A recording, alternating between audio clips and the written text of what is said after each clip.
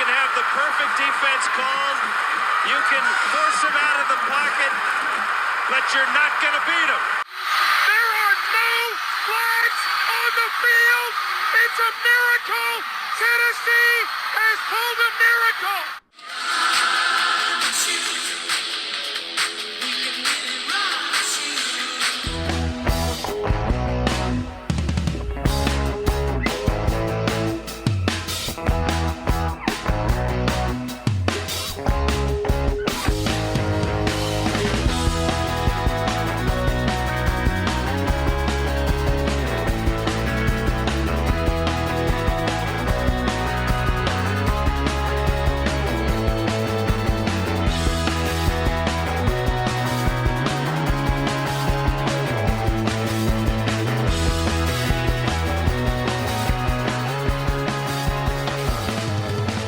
Welcome back for another episode of the Run and Shoot podcast. If my calculations are correct, Chuck, this is episode number 11. 111. That's right. It's the number 11, man. It's good to be back on here again. And, man, we got a full slate today, especially when it comes to football, NFL, and we got a little bit of college.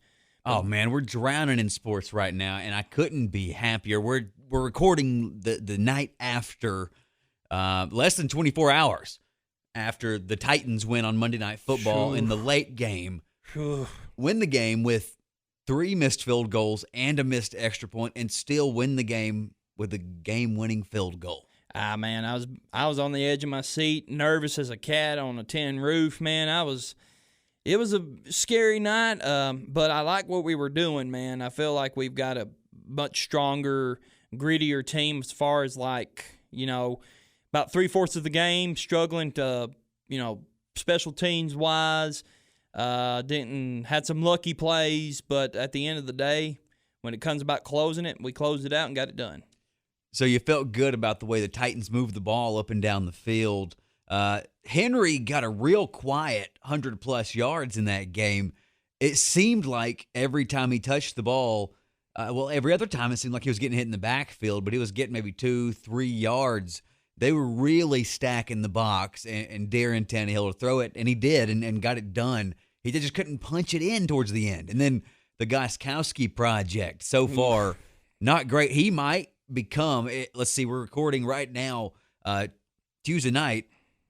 Gostkowski is still on the team, but he could be cut after a game-winning field goal because, again, 3 missed field goals within, realistic range, especially, in Mile High. Also, you got to mention, he also mentioned the extra point, so that's 10 points. I think I saw a stat that he's missed an extra point in 4 of his last games. Yeah, now he's that's 10 crucial points. I'm nothing against to say disrespectful to the Broncos, which they played us hard defensively, by the way. Like you said, they stacked the box against Henry. Especially for Von Miller to be out. But, they made us pass, and Tannehill, on a lot of his passes, looked good. He got lucky on some throws, He got blasted a couple of times that I was a little concerned. Like, he got hit from the blind side on one where he didn't see it coming at all, and I was like, oh, please get up. Yeah, every time. But he did. He looked tough, man. I thought, but again, a guy I mentioned that I was like, watch out, Corey Davis. Yeah, he looked good. I think he had like 8 catches, 100-something yards. He's on point. We needed him to be on point because I think every catch he made was like almost a crucial move the change catch. Like it would be a second and long. He was right there in the middle of the slot. Didn't you notice that, though? A lot of slot plays he was in, he excelled. Yeah, they threw it his way 8 times. He caught 7 of those for 101 yards. No touchdowns, but big-time catches, usually on third downs, and just kept moving the chains and looked tough. He had a nasty stiff arm there on the sideline right in front of Vrabel, and it almost looked like Vrabel was like, oh, be a little more careful. I don't know if you have to be that aggressive, but then when no flag came out, he kind of just crossed his arm. Was like, all right, cool. I agree. All right. but I feel like we needed that, little rejuvenation because you knew everybody was going to look out for A.J. Brown to somewhere in the game to pop off a big one. And they made sure they took a couple of shots and had him open a couple of times. They just couldn't connect a lot. I still expect a lot more out of him. But where they were shadowing him, you think that opened up Corey Davis a little bit. Right, and I think it did. There was some Adam Humphries, some possession catches to get us to move the chains. We didn't do like Kansas City ball, chucking it downfield almost every play, getting 20, 30 yards. But we were doing the things that were moving the chains, keeping that defense on the field, wearing them down. I mean, it was like nickel and diamond down the field. And you know what? Brian Tannehill had to do what he had to do to get the job done, and he did. He sure did. Yeah, you mentioned Humphreys. I mean, he had 6 receptions, and they targeted him 7 times. Only 47 yards, but he had 2 first downs, and they were big first downs. Yeah, I think Arthur Smith was making it very clear, go ahead and stack the box. Tannehill will pop it over the top, and the play action looked crisp last night. Yeah, for sure. And that's what they've got going for them. And that's what you have when you've got a guy like Derrick Henry in the backfield. You have to respect him. Yeah, 31 carries, 116 yards. Yeah, he didn't cash in a score, but they're making it apparent early that Henry's going to be seeing the rock a lot. Oh, yeah. A lot. And it wasn't pretty, but they got it done regardless. Chuck, go ahead and start us off with our opening drive. Yeah, man, we're going to do the NBA right quick because we're down to I think we're down to 5 teams to go. Hopefully by the end of the night, we'll have 4 teams. Yeah, we're going to have 4 teams at the end of the night because there's going to be a Game 7 between the Los Angeles Clippers and Denver. But first, we got a game going on right now, and that's Boston and Miami, 2 of the grittiest teams in the NBA right now in my eyes. Right now, that's in overtime, tied at 106. Big comeback by Miami towards the end here. This game's phenomenal. Jimmy Bucket's not going to let them down, man. This series is going to be great, too. I believe that'll go to 7.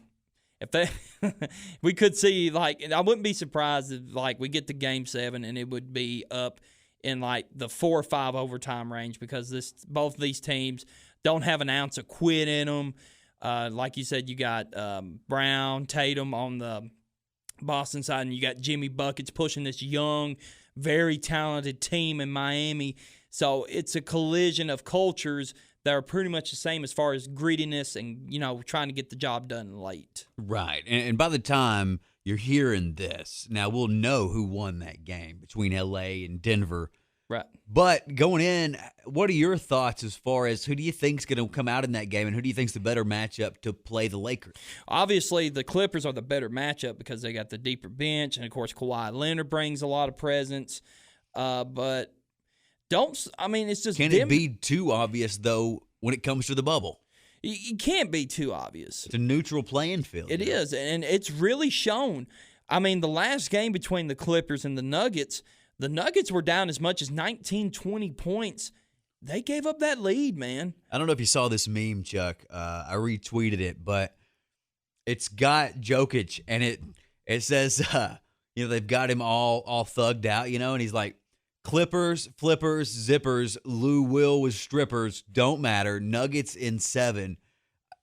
I think that's the attitude he's bringing. And if Murray's playing anywhere near the level that he's been playing the entire time they've been in Orlando, since he came back, watch out. Yeah, it's a pretty good team. Denver is they're very scrappy, very consistent. They're right in your face, man, especially when it comes to the offensive side of the ball. I think down low, Jokic obviously he matches up better with Davis when it comes to if they were to see each other in that series, although that matchup may not even be the one that happens as far as down low. Right. But yeah, you would think the Battle of LA is what everybody wants to see. I don't know. Denver and the Lakers could be a good series, too. It could be. I'm not saying it's not. It's just if you look on paper, I'm obviously going to say the Clippers, but as of right now, with George, Leonard, those guys, I don't know. I'm going to say Clips, man. I think Kawhi's not going to let this happen. They've let him come back these last 2 games.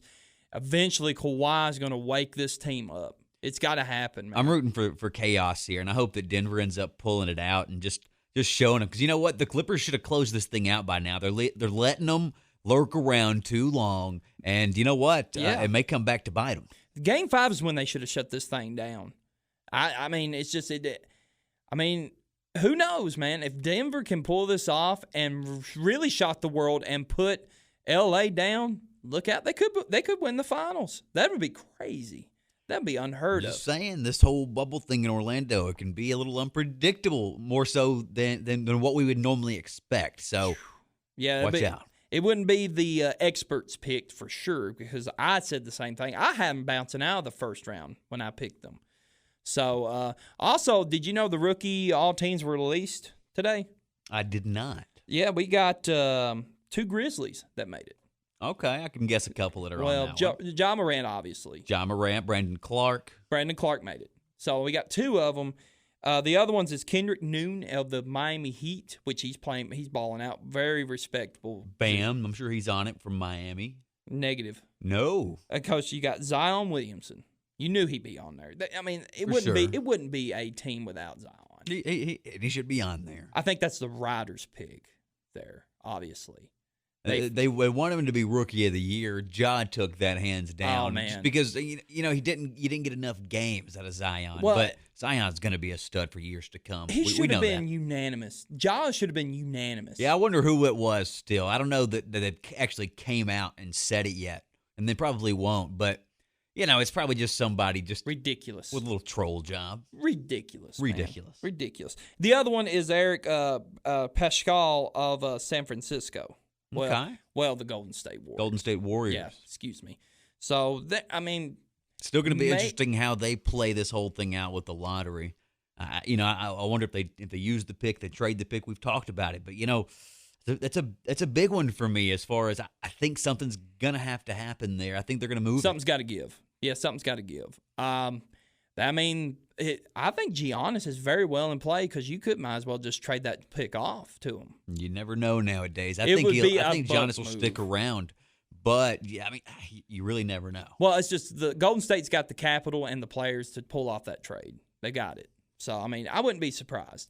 But and could you say the last year's lottery draft for the Memphis Grizzlies is probably the best one we've seen yet so far? Really good. We got Triple J the draft before, but you look at what we have in Ja Morant and Brandon Clark, it just made this team a whole lot better. Oh, for sure. I expected Clark to go off the board well before when he did, but right. You bring those guys in, you don't expect him to be so productive right off the bat. But the thing with Ja Morant is he looks like he's been playing in the league forever. He's just one of those guys. He's a baller. He's a grinder. As far as he goes in there, he's a gamer and just he enjoys playing the game. You can see it in the way he plays, and that's what you got to love about it. And you look at Brandon Clark. Yes, he's overshadowed by Triple J and the Ja Morant.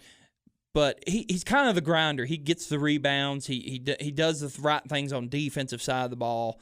I think he led the team almost in blocks. And both those guys are going to be putting up a lot of shots this offseason. And I expect to see both those guys shooting at a better clip next year. And if they are, you better watch out. Yeah, I think we need to get a veteran presence there. I don't know who would that would be. Maybe someone.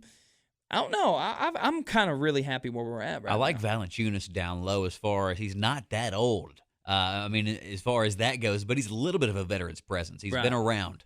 This team needs to get to the playoffs. I think it really needs to get to the playoffs to really go to that next level. If you look at what we had with Rudolph and Gasol, when they got in the playoffs, man, they got that experience, and then they took that team to a whole nother level and turned it into Grit City down there, man. So, maybe that's what we need, but I'm really happy where we're going with Memphis. And really quick news, D'Antoni is leaving Houston. Big news. That's the second coach that's left the NBA in the last 2 weeks. As of course, last week, Billy Donovan left OKC. You knew something had to give after they lost. Yeah. But where do you think D'Antoni goes? Who knows? Maybe he takes a year off. I doubt it. What hot jobs are out there right now? I don't know. It's up in the air. He could also take that Chicago job. Yeah, possibly. I could see Billy Donovan playing a role to maybe getting the Houston job. That's a hot job down there to have. You already got the studs down there, got some young talent. Maybe you can pull Paul George back, which I doubt. That's going to be interesting where Paul George goes, this offseason.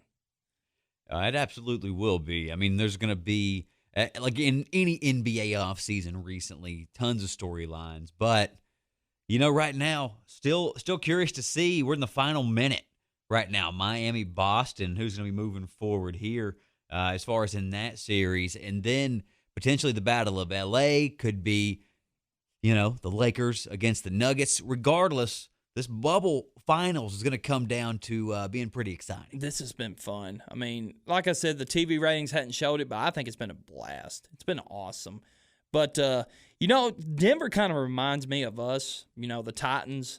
When we got the playoffs and we're like disrupting everything, the Riders hated us, man, because we were not the flashy team that everybody. Unconventional. We were the unconventional pick, and I feel like the Denver Nuggets are kind of like that unconventional team to be in there. Like, hey, we're here too. Yeah, we don't care about you. Oh, we're still winning though. We're gonna take you down too. So the fan in me's really pulling for them because they're an underdog story. Now, everybody loves a good underdog story. So, but it'll be interesting to see later tonight what's going to happen. And then probably by the next episode, we'll be talking about how Denver can pull off the massive upset of the other LA team. Maybe. We'll see. We'll see. We can't predict the future. We cannot predict the future, indeed. Baseball news. We had the Cubs pitcher throw a no-hitter, Alec Mills. Alec Mills, right? You got it, man. And the guy who has some local ties, played at UT Martin, and also from Clarksville here. Yeah, I mean, it seems like there's a lot of Middle Tennessee baseball players starting to really show, especially in the pros, man. Some recent news released about the MLB postseason. What did you see about that, Chuck? Oh, yeah. We got the bubble. They're going to do a bubble in the postseason. Well, they got two different bubbles? Yeah, it's going to be two. I think it's two city locations, just like what they did with the NHL. So, good. One of them is going to be at Globe Life Field for the NLCS. For the American League, they're going to be at Petco Park. Good call. I think this is a great call from the baseball. Major League Baseball. It has to, I mean, the bubbles have worked out tremendously. Look what it's done for the NBA. Look what it's done for NHL when they've done the two cities. So, good stuff. All this MLB talk tonight, and last week we recorded right in the middle of the Braves' 29-run massacre over the Marlins. Didn't mention a peep of it, but, we'll mention it now. How crazy for the Braves to just drop 29 runs last week. That puts them up there. Now, that's not the most in a game. That was the 2007 Rangers with 30 over the Royals, but it's tied with second for the 1955 White Sox, put up 29 on the A's, and the 1950 Red Sox actually put up 29 on the Browns. Holy crap, 29 runs. You figure with today's talent and everything, it wouldn't. I mean, there's games that do get away, but it's more like 10 to 15 run games. But 29, man, if the pitching can get anywhere close to catching up to what that hitting's doing there in Atlanta, the Braves could go looking pretty good. They could challenge They could definitely challenge the LA Dodgers for sure, because that's probably their biggest obstacle coming into the postseason. I mean, you got a stud lineup with the bats as far as the Braves go, but you also got Kershaw and that bunch down there in L.A., and then you got a heck of a lineup leading by Mookie Betts down there in L.A. Gosh, I mean, I really hope the Braves get to the L.A. NL Finals, the pennant, NL pennant race for that, and just see that game. That series will be wild. I think the baseball playoffs, MLB playoffs, are in good hands. I think it's going to be exciting. I think we've got a lot of talent spread out across the league, and it's going to make for some good storylines. Right, and we're not going to have fans anyway, so it's a good move. Very good move. It kind of makes me wonder if the NFL will follow suit. I don't think so. I don't think there's any way they can do it unless they just keep playing in some of these cities without fans. Now, there will be fans coming back. Jacksonville had fans, shockingly. I saw that. Shockingly. Florida, they don't care. We got a care. final, too. Miami wins 117-114. Oh, man. Oh, yeah, wow. Big block on Tatum towards the end there. They're showing the replay on that. Woo. Pretty nasty. Pretty nasty. But, yeah, so Boston dropping game 1 to Miami. Awesome, man. We're in for, like you said earlier, we're in for a great series with that. With Jimmy Buckets and the Heat, man. You better watch out. They're playing good. I'm telling you, this team is clicking. They've got that rhythm, and they're clicking. But, dude, man, we had college football over the weekend. We did, man. And we had Clemson and Wake Forest played. They opened up ACC play. And, of course, your defending ACC champions, one of the top contenders for the national championships as well, beat Wake Forest 37-13 over the weekend. And, of course, the potential number 1 overall pick in Trevor Lawrence had 22 of 28 with 351 yards and only 1 score. But it seems like this team doesn't really score a lot unless they come to a quality opponent. So whenever you look at college football and the transition to the pros, do you put a lot of stock into like mock drafts, especially this early in the season? Not this early. No, it's pretty ridiculous. But I just happened to scroll across. CBS Sports put out a mock draft already, right? Right. Have Trevor Lawrence going to the Jets. Not at number 1, though. That's crazy. I think Who do you think that they have picking number 1 in this draft and not taking Trevor Lawrence? you got me because it's either Trevor or nobody else. Maybe the same team as last year. They have the Bengals picking number 1 and picking Penei Sewell, the offensive lineman from Oregon who opted out. Have him going number 1. All right. To Cincinnati. What would be your thoughts on that first off? And do you think Cincinnati's going to have that bad of a season with Joe Burrow in year 1? Now, you saw the game this past Sunday with the missed kick, but, oh, man, if they're picking number 1 overall next year, he's had a rough rookie year. I mean, we'll get to the Bengal and Chargers game, but I thought they played well. I thought they played decent. And then New York, are they giving up already and going ahead and getting Trevor Lawrence there? And are they giving up on their franchise guy, Darnold? I mean, if they're picking number 2, I'd imagine they're fed up with him. I mean, it seems like Gase is fed up with him. It seems like that's the only guy that's really detonate this whole entire team right now. It's the Jets. Didn't want to sidetrack you too much there. They No, also had you're Jamar good. Chase in that mock draft going number 6 to the Washington football team. Another guy there who, we saw him opt out. So it'll be interesting to see a lot of talent in next year's draft. But I wouldn't think that the Bengals will be number 1 overall again. Right. Now, however, he did throw 1 touchdown pass, Trevor Lawrence did, but he also had 2 rushing scores. Yeah? Looked pretty good in that game? Yeah, they did pretty good. 37-13 over Wake Forest. We also had Oklahoma, the pay-per-view game we talked about last week. Jeez. 48-0 over Missouri State. I hope you ordered that one. That had to be a thrilling matchup. Woohoo! I spent $59.99 for this. Yay! Wonderful. Boomer Sooner, I'm sure the big-time Sooners fans definitely did. Now, I will give Oklahoma this. These are some of the coolest names I've ever seen. Spencer Rattler. Spencer Rattler, the quarterback.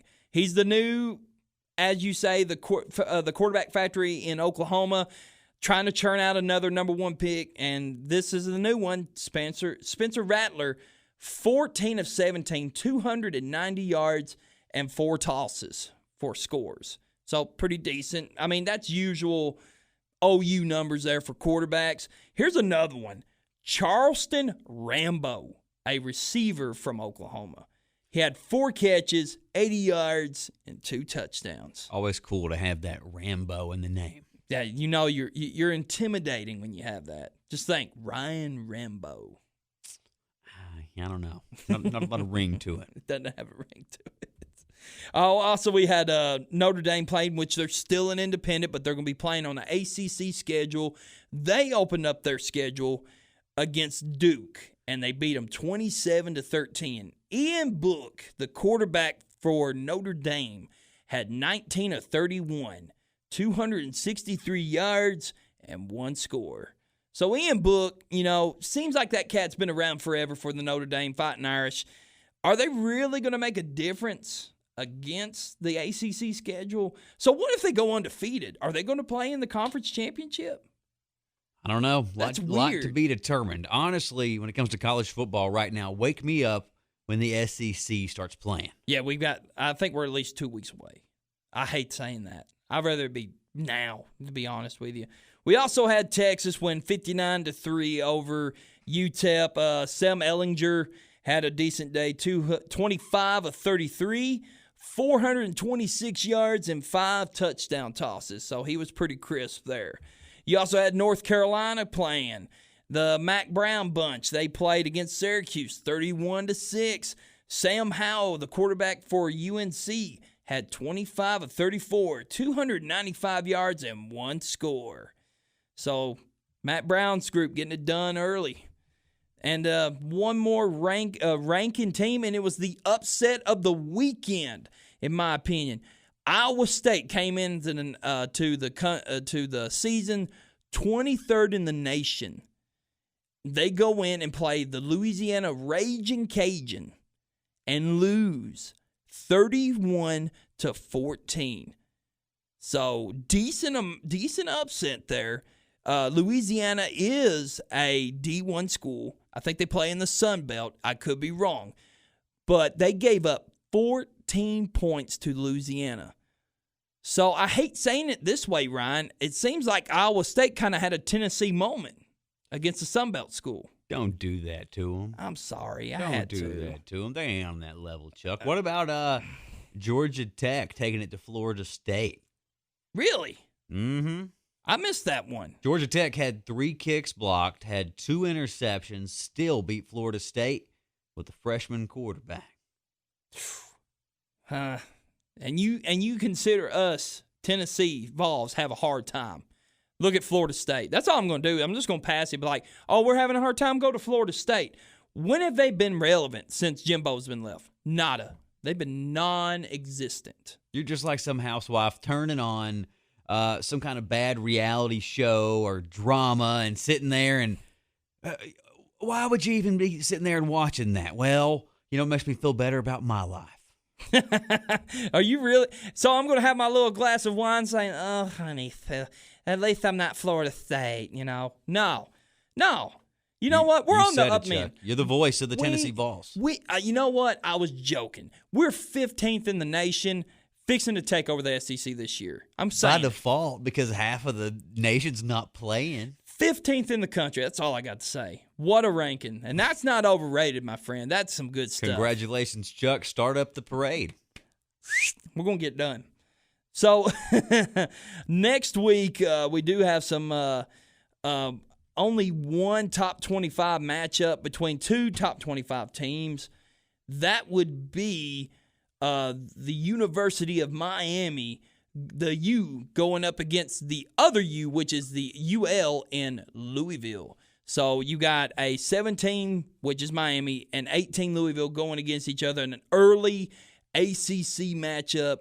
Usually a good game, so it's going to be interesting to see. Here's some players to look out for.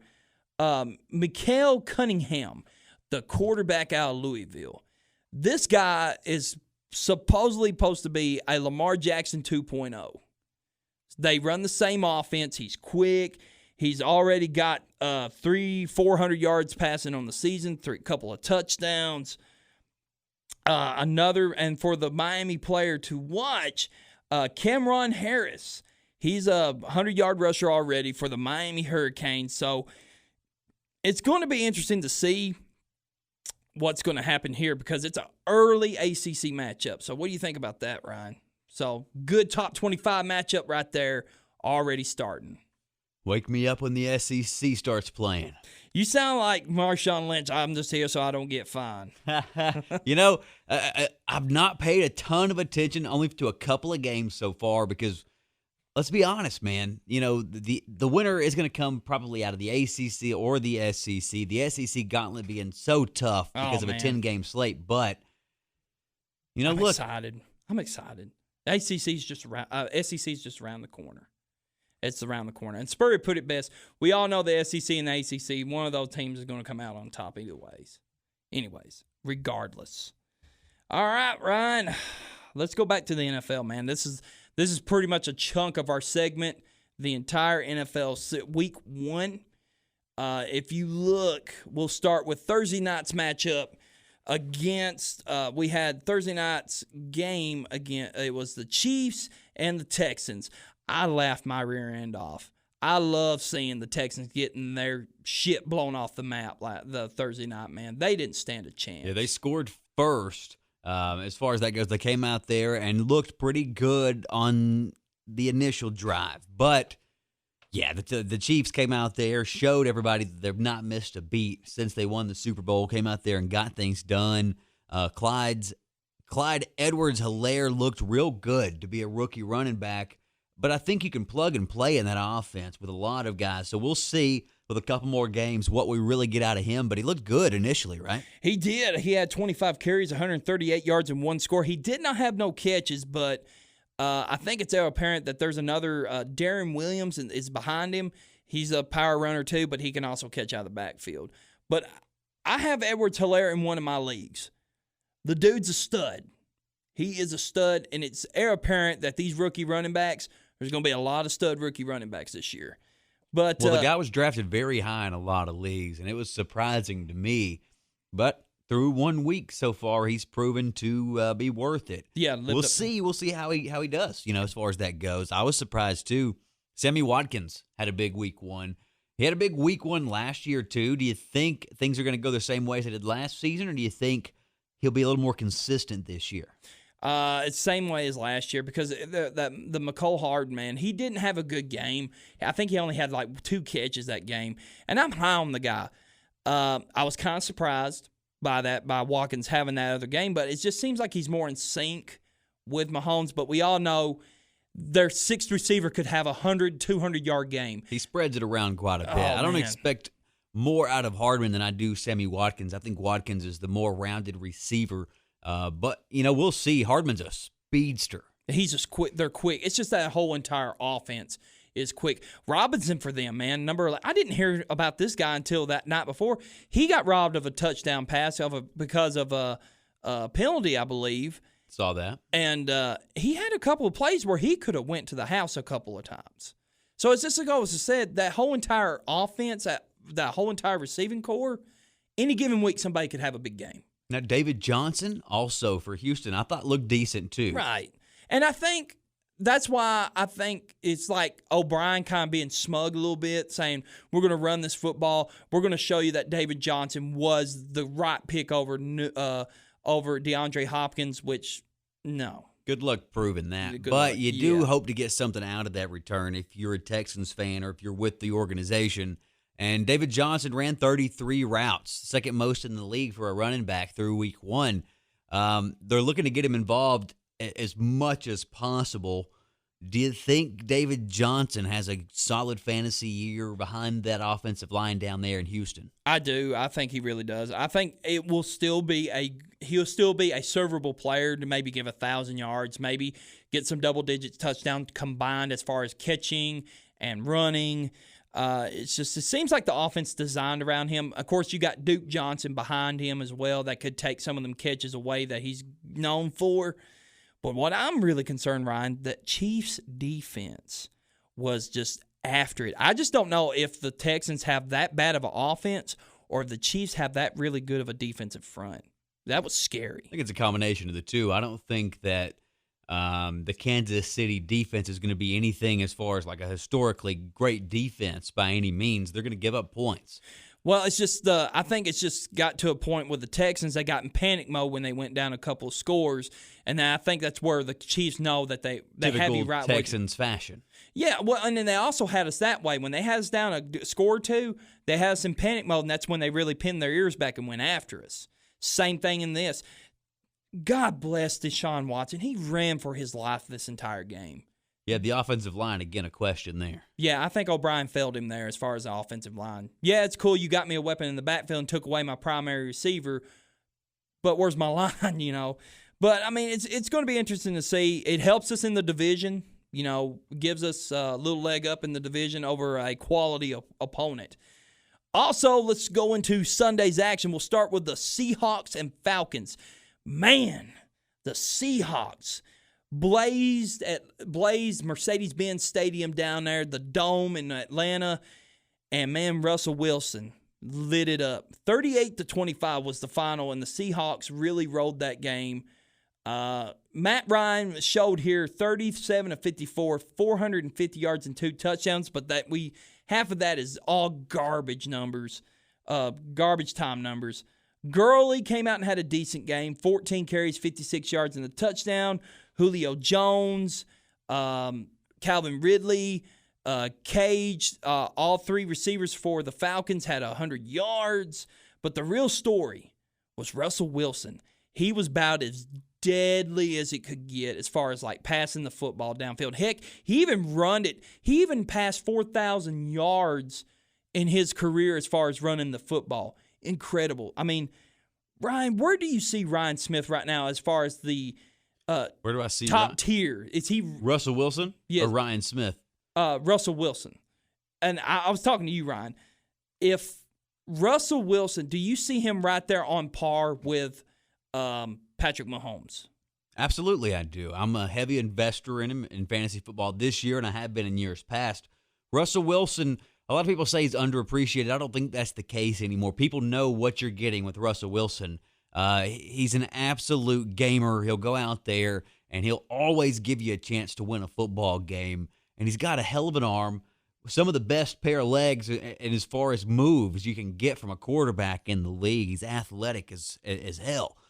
Russell Wilson, going to be solid, man. I mean, he was 31 of 35 in this game, 322 yards, 4 touchdowns. Most importantly, 0 interceptions. And if they let the guy throw as much as they did there in week 1, then you can expect him to have a top 5 performance fantasy-wise. And, we'll get to it more in a moment, but I think playing without fans, especially for a guy like Russell Wilson, going to be a big advantage. Man, he was crisp. He looked great.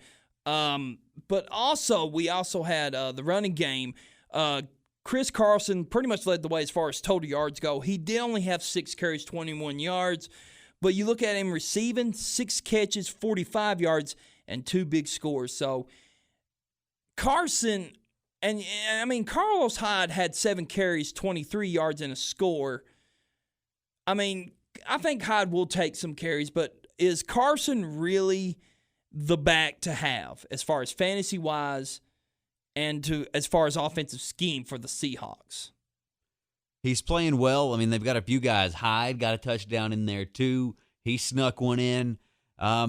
It's tough to tell week to week. Carson can be the running back to have this week. Hyde could be the guy next week.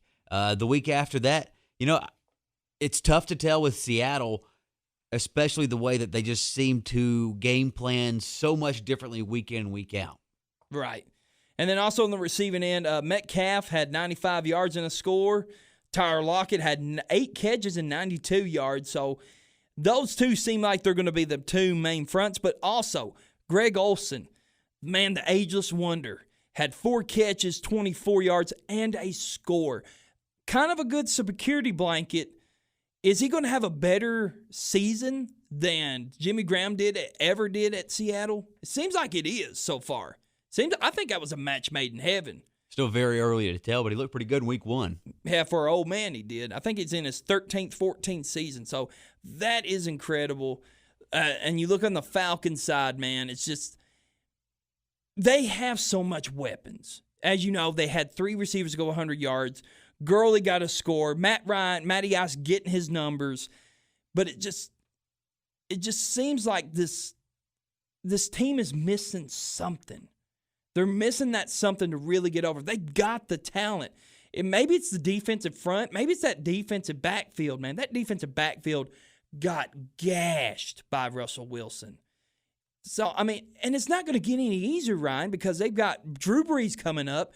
They've got, Tom Brady's going to probably have his heyday down there. Both of those guys times 2. Teddy Bridgewater could have a big time down there, too. Teddy Bridgewater looked good in week 1. He did. So, I mean, the Falcons, if they want to have a chance, they got the talent.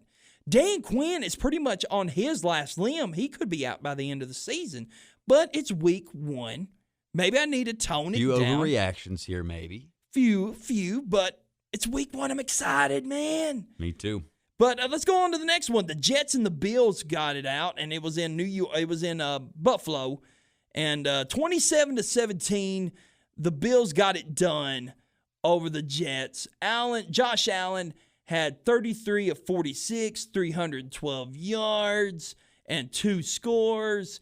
He also led in rushing, 14 carries, 57 yards, and a score. So the guy kind of did it all for the Buffalo Bills.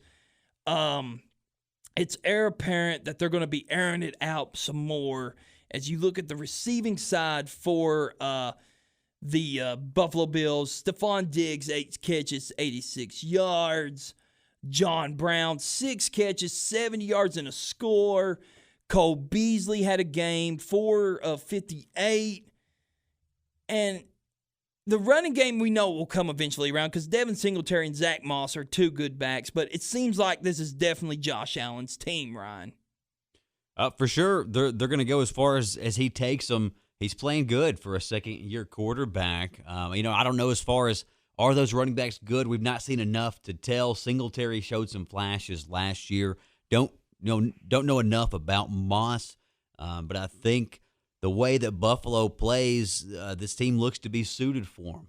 Right. As far as Diggs going up there, big addition to that offense. Big get. Yes, sir. Big get. And let's look at it in New York. Sam Darnold had 21 of 35. Do we have to look at New York? Well, just real quick because I have Yuck.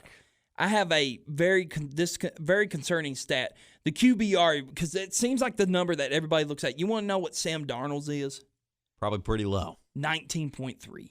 Is that good? That's horrible. That's not good, huh? That's not good. Josh Allen's was 71.1. That sounds a little better.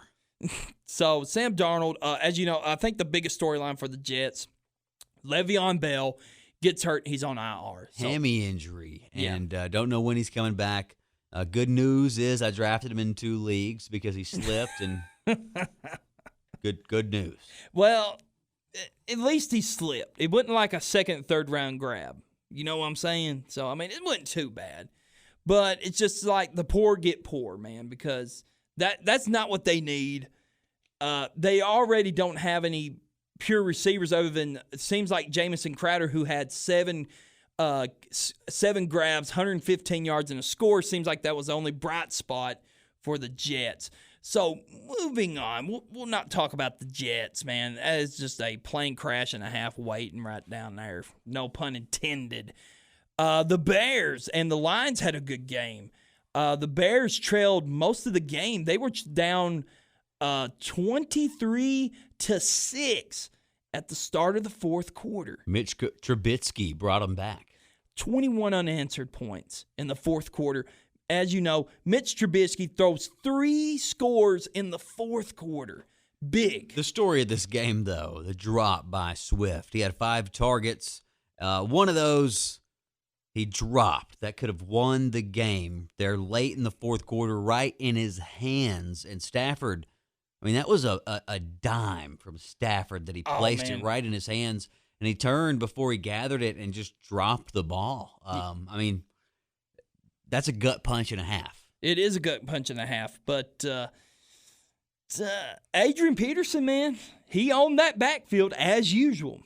I think I said last week he's going to be the best running back in that backfield instantly. And I don't think that's much of a stretch. 14 carries, 93 yards, 6.6 yards per carry.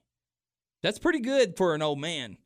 That's pretty good for an old man for Adrian Peterson, especially against a Chicago defensive front that they have.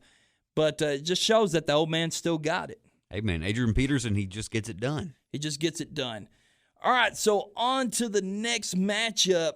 So we had the Bears and the Lions play. In the other matchup in the NFC North, the Packers and Vikings faced off. Shootout game, but we all know it was a rout pretty much.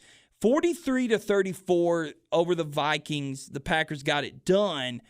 But the real story, Aaron Rodgers showed his cojones to everybody and says, I'm still the man.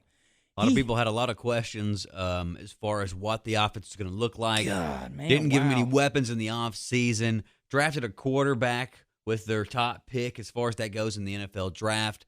But Aaron Rodgers came out there, like you said, got it done, man. Aaron Rodgers came out there and lit the world on fire in that game. Had him in a couple of leagues, too. I was excited to see that. He was deadly this game, man. He was so deadly. He had 32 of 44, 364 yards, and 4 laser beam scores. The one score he had to Devontae Adams, which he had 14 grabs, 156 yards, and 2 scores as well. There was one he threw. It was a laser beam towards the sideline, tiptoe catch to Adams, got that score. Man, what a performance from Rodgers. What a performance.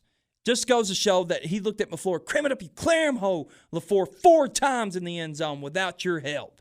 Big touchdowns there. He got one of them to Marquez Valdez-Scantling, the young receiver there. What do you think from a fantasy perspective? Is he going to have is his stock going up? I think Lazard is going up, man. You'd rather have Lazard there in that offense? I do. Because I think he's more consistent. He's going to turn one of those guys into a fantasy-relevant receiver. Scantling had 2 or 3 drops. One of them could definitely been a score.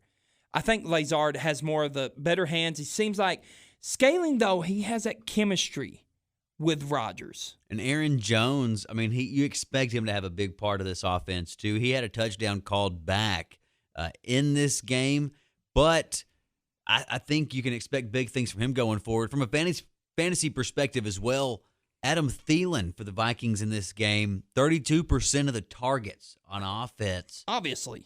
Without Diggs, they're just going to keep throwing the ball to Thielen. So if you invested in him, I'd imagine he's probably going to pay off for you down the stretch this year. Dalvin Cook had a good game. Dalvin Cook, good investment too. Yeah, I think he had a couple of scores in this game. But the real story was A-Rod. A-Rod and Russ pretty much let the whole entire league know that, Brady's not the only one. Brady and Brees are not the only two that can tear it up. Those two can get it. So NFC's got some good quality quarterback play right here this year. So it's going to be interesting to watch. So we've got the Patriots, their first game without TB up there. And they played the Miami Dolphins, which they usually dominate. And their first game with Cameron Newton. Yes. And it was 21-11 Patriots over the Dolphins.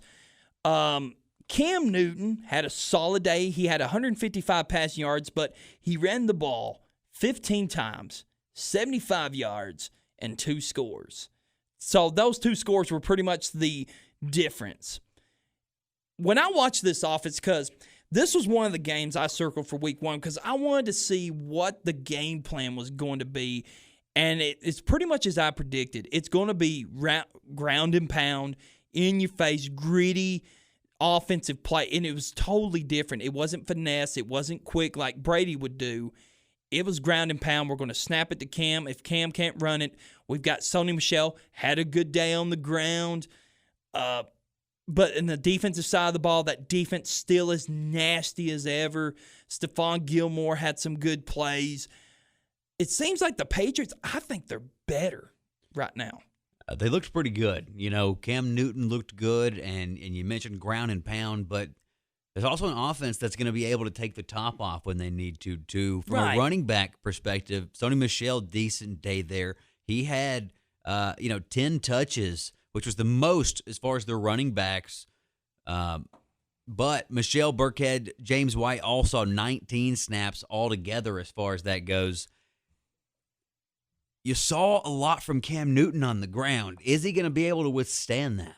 I think he is. There was a lot of good plays that Belichick used him at the right time. The Panthers needed his play all the time.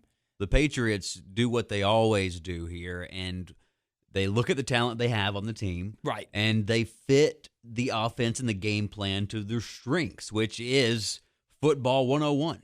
I think that's why I'm going to call out Josh McDaniels here. Belichick, as great a coach he is, there cannot be enough said what McDaniels does. He's not just a one formation offense. He is a adapter, man. Like, he with Brady, he had to take off the top. It had to be finesse. It had to be this run and shoot offense.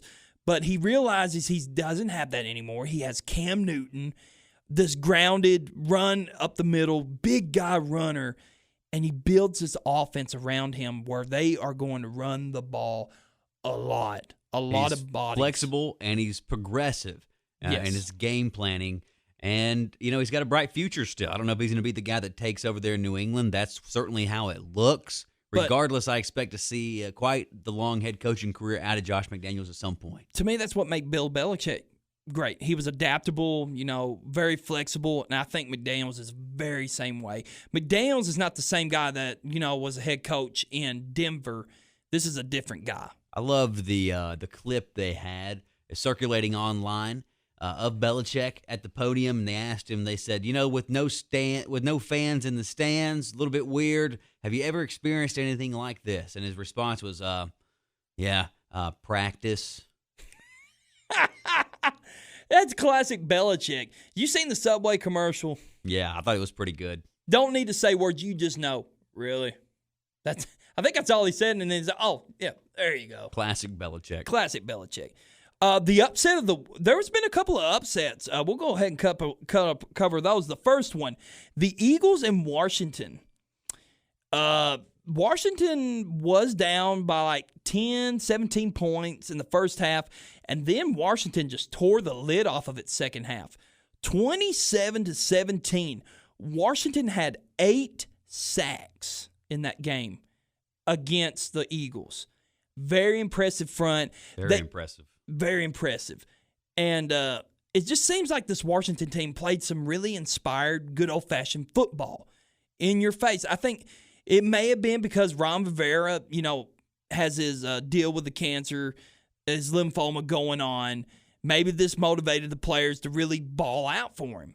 And they really did. They played great on defense. That whole entire front, Chase Young, Ryan Kerrigan, man, this defensive front got after it. And Haskins played good enough to get it done. He did. I mean, he game managed. And Peyton Barber also, too, showing that he may be the guy to have as far as from a fantasy perspective in that backfield. 2 scores. You got getting it done so far. Yeah. So, I mean, and another upset. This is my favorite one. For one, I got proved wrong. Did I say the Jags were not going to win a game this year? I think you did. Well, folks, I may have just ate my own words. The Jacksonville Jaguars opened up their season opener against the Colts, and they shocked the world. Gardner Minshew mania is running wild. 27-20, the upset over the Colts. Gardner Minshew had a great game. Very crisp, very good with the football. But the real story is Phillip Rivers. 2 late interceptions.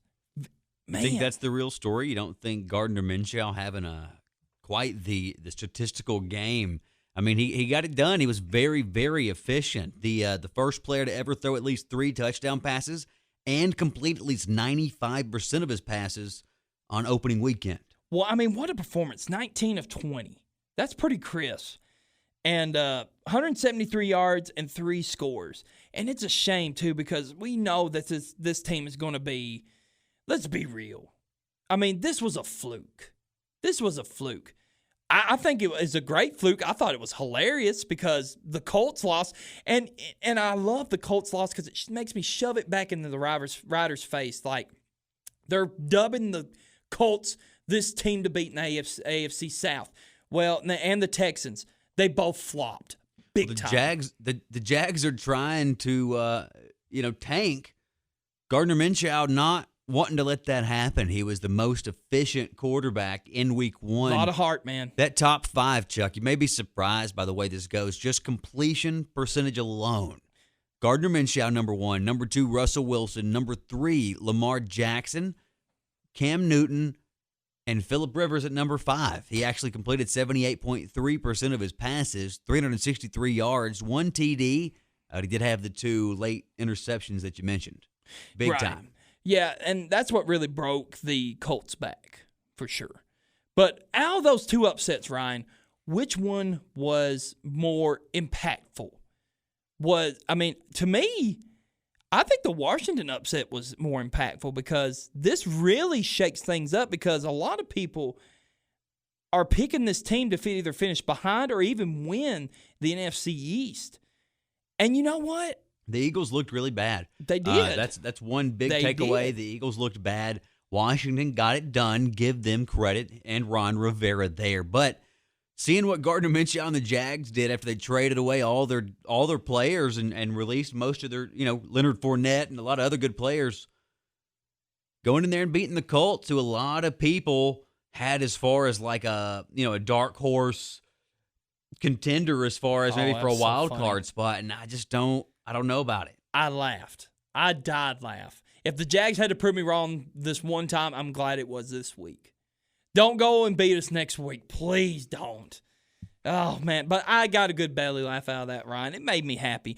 The other game that was a fun shootout, the Raiders and the Panthers. As the Raiders got it done 34-30 over the Panthers, but it was a fun back-and-forth game. Josh Jacobs, 3 scores on the ground, big force, and you can tell that they're going to be riding him a lot this season. Gruden's got his back. He's going to be riding Josh Jacobs a lot. Christian McCaffrey had a good game as well, 23 carries, 96 yards, and a score. Teddy Bridgewater, man, played some really good ball, too. He had 270 yards in the score. Robbie Anderson, 6 grabs, 115 yards, and a score. Yeah, he looked really good. He had a 2-point conversion in that game, too. Robbie Anderson just needed to get the hell out of New York, He needed a decent quarterback, Teddy Two Gloves. And I started Robbie Anderson in almost every league that I have him, which, I'll admit I have 7 teams. I think I have him on 6 of them. Right. Got him late. But, if he's anywhere near as good as he was with New York, with just the carousel of quarterbacks that he's had there, you're going to get a pretty good return on that investment. You are indeed. He looks to have some early chemistry. This is a dark horse team for the NFC South. McCaffrey looked great. Number 1 pick in probably every fantasy draft this year. And he blazed the field, man. He tore it up. He did well. So it's an offense to look out for in the NFC South because this next game, the Bucs and the Saints. We knew there was going to be a lot of firepower in this game. 2 highly touted offenses, 2 of the greatest quarterbacks we've ever seen play the game, Chuck. Tom Brady, Drew Brees. But the result was pretty much how I would have thought it would have gone because all the talent you have on both teams, they just threw that whole thing together in Tampa Bay. New Orleans, they've got chemistry. That team's played a lot of snaps together. They've got a real fun game plan, even when they throw Taysom Hill in there. Right. And they're about to do some kind of gadget play. Look, man, the Saints are going to be a force to be reckoned with once again. Yeah, they're going to be one of the top teams battling for a Lombardi trophy. But let me ask you this, Chuck, real quick, off topic. Go for it. So the importance of rules in fantasy football, we're going to bring that up by mentioning one of the stars for that team, Alvin Kamara, right? So how valuable is Alvin Kamara, even looking at what he did in week 1 from a fantasy perspective? Like, he's a top 5 pick, right? Like one of the most valuable guys probably in fantasy football this year. So if you have him on one of your teams, are you looking to trade that guy? Negative. He's especially if you're in PPR, man, because if he doesn't get it done on the ground, he's going to get it done in the air. Vice versa. If he doesn't get it done in the air, he's going to get it done on the ground. I wouldn't trade him, man. I wouldn't trade him. I mean, there's just, to me, he is the value. I would value him on my team. But in most of my leagues, I've got Derrick Henry, obviously, other than your league. And but it'd be interesting to see. But so this is why I ask. So I'm in this one league, and this is probably going to be my last year in this league. This is one of the main reasons. Like, I don't come down from my mountain in this league and even talk in the message boards and stuff. I don't make a lot of offers or anything like that. Right. I finish at the top of this league most years just because I drafted really well. It's like a dynasty league, right? But this trade goes down, right? So tell me what you think as far as would you, as a commissioner, let this go in your league? Okay. Alvin Kamara and Deshaun Jackson traded for DK Metcalf and 2 first-round picks in next year's draft. Negative. You're trading Alvin Kamara and Deshaun Jackson for basically DK Metcalf this year, and you get 2 first-round picks next year, but it's a dynasty league, so you're only drafting rookies next year. I got one word for that. Veto. Done. No. So that's what I said. I come down from my mountain, right? I'm like, look, I don't know how this veto system works in this league, but submit my vote for a veto. I'm immediately met with a message that's like, nah, man, look, that's not how it works in this league. It's not a democracy. We don't have a voice. Basically, the commissioner just makes the rules. And get this, the commissioner is the one that got Kamara in that trade. Kamara and Deshaun Jackson. Yeah. So, no, and he goes ballistic, right? I can see the guy getting red in the face just through the messages. He's putting the message board. Yeah, just like throwing it out there. Yeah. But I'm like, man, just put it to a vote like any other league. And in my league, that's how it would go down. In your league, that's how it would go down. You know, Yeah. if enough folks are like, whoa, that's a pretty fucked up trade, it doesn't go down because there's an important thing to keeping a league together. You got to have rules, right? You got to have rules. It's just the same thing in my league. We do that free agency grace period. There's some people that do forget, and I do remind them, like, hey, we got rules. We got to follow them. Same thing with the trades. I make it to where it's me and the co-commissioners that make the call, but if there's an obvious one, especially when other league players are like, oh, this is wrong, man, we fix it. We're not going to let that go through. If you don't have rules, especially a veto system, Right. it's going to be like the Wild Wild West. So I even said, just throwing it out there, and I said, hey, okay, so me and this other guy, that he was on my side in this argument. I was like, what we're going to do, we're just going to combine our teams then, and we're just going to dominate the league, rub our nuts across the entire league. And he's like, oh, no, no, you're going to mess up this league. And I'm like, look, that's within the rules according to what you say because there are 0 vetoes. Yeah, that's what I'm saying. I mean, if you get a tyrannical, dictatoring commissioner that wants to make his own rules, I'm all about the power now. I'm all about the power as a commissioner. I like to flex my muscles every now and again, but at the same time, I do it for mostly fun because you do stuff like that, that's stupid. You're going to lose your players. Roger Goodell would do a better job of managing that league. But I just had to ask, I had to get a little opinion there. You know, Alvin Kamara is a very, very hot commodity, especially from where we're from here, where he played at UT, right? Also, you know, coming from Alabama, a lot of people really love Alvin Kamara around here. Well, and so even the guy that was in the message boards that traded him away was like, oh, I feel like I got suckered out of that one, you know? And it's like, well, what the hell did you submit it to begin with? But if you had the proper rules in place, vetoes and things like that, the trade would have never went down. All right, I got a message for this dude. I don't have to know his name. You can tell his candy ass he ain't smart in the head. He needs to get educated. I'm not going to go that far. I'm not trying to get offensive or anything like that, but I'm offended. It just doesn't make any sense. If you play fantasy football, the thing I kept getting met with was like, you just don't understand a dynasty league. And I'm like, bro, look, I play way too much fantasy football for that. No. You know? And I also got met with the thing that killed me and just really killed my confidence in the guy was like, if you don't like it, you can just take off. Whoa, man. What do you mean? I don't know anything about a dynasty league. The thing you need in a dynasty league is you need owners to stay year after year. If you're flipping owners left and right, you know, and they've already flipped a few owners in that league over some dumb things. I just think, look. The guy like that is going to be asking to be playing in leagues instead of him asking to play in his league. I mean, nobody don't want to play nobody in that league. You're in a league with me, and you joined just last year, I believe. But one of the hot topics in that league has been involving trades there too. So we voted like a couple of years ago, and what it's about is it's a 3-player keeper league. Year in, year out, you get to keep 3 players offensively. And when it comes to trading draft picks, you can only trade, now it was voted in this past offseason. I think technically it was a tie on the poll, but I just let it slide and just kind of threw the power to that direction and said, let's just go ahead and let it pass. Tired of hearing the bickering.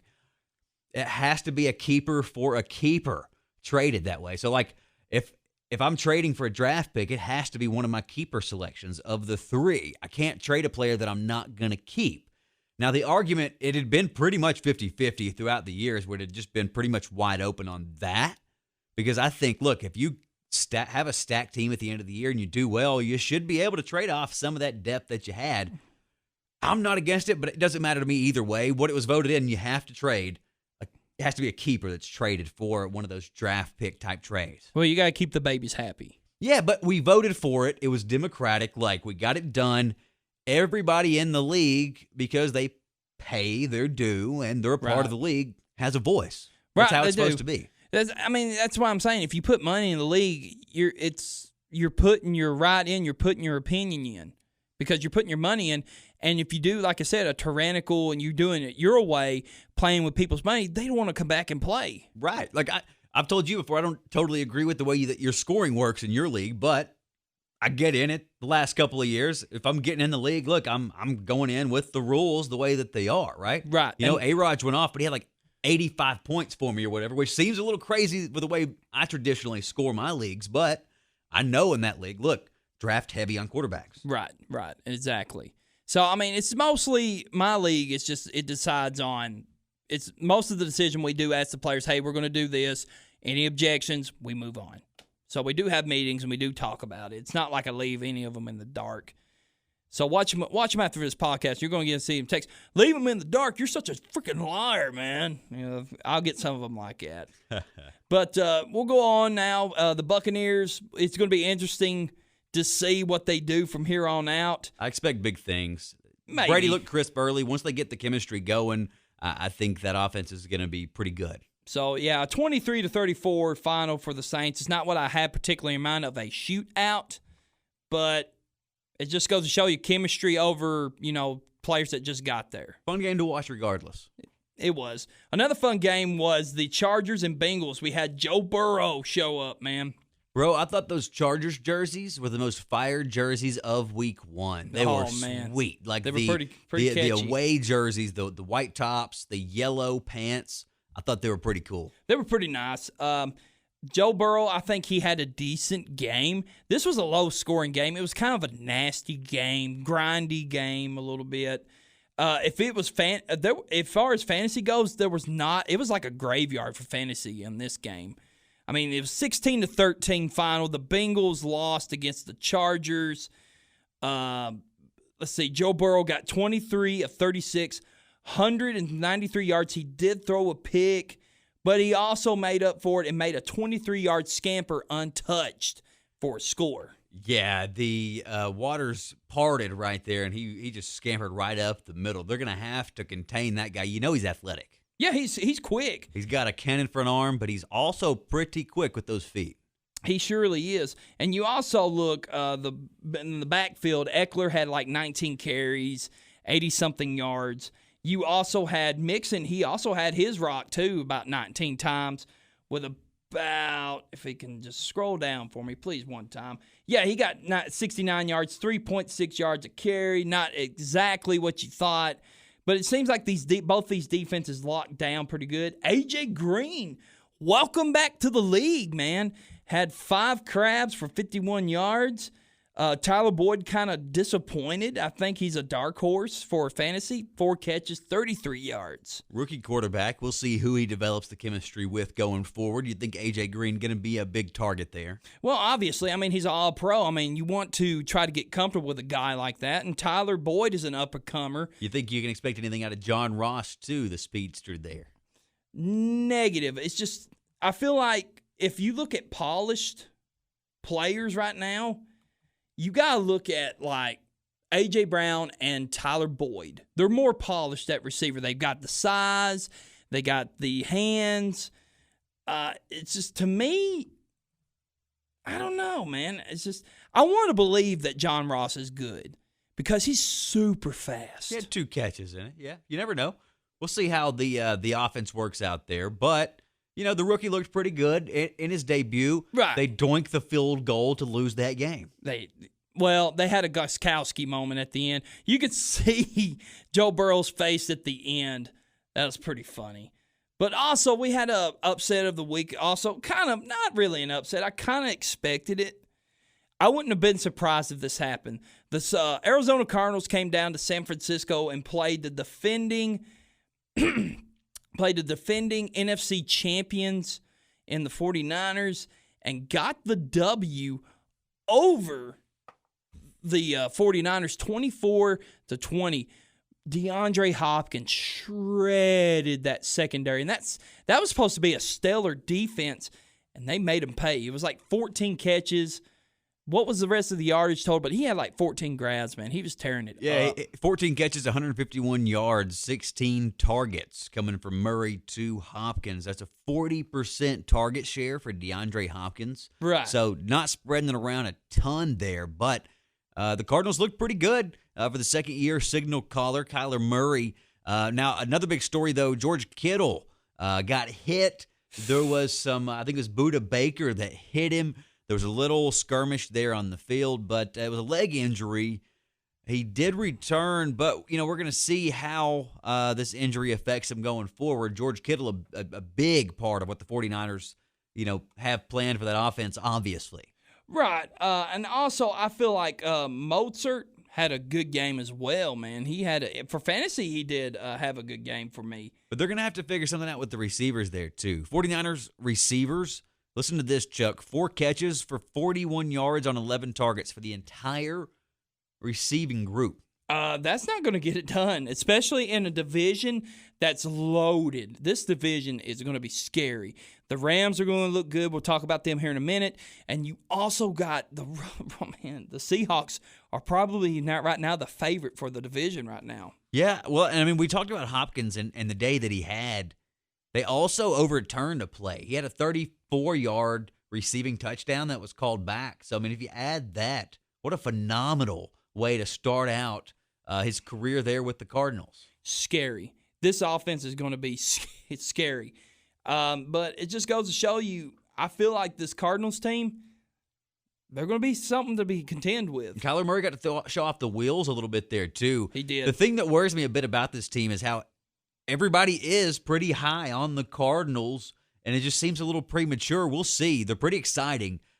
I don't think that they're going to contend for a ton this year, but we'll see. Well, we'll see. I mean, they're going to try at least push for the NFC West crown a little bit. I mean, the 49ers could be in for a down year. You never know, but let's not get over-exaggerate. I'm not real high on the Niners.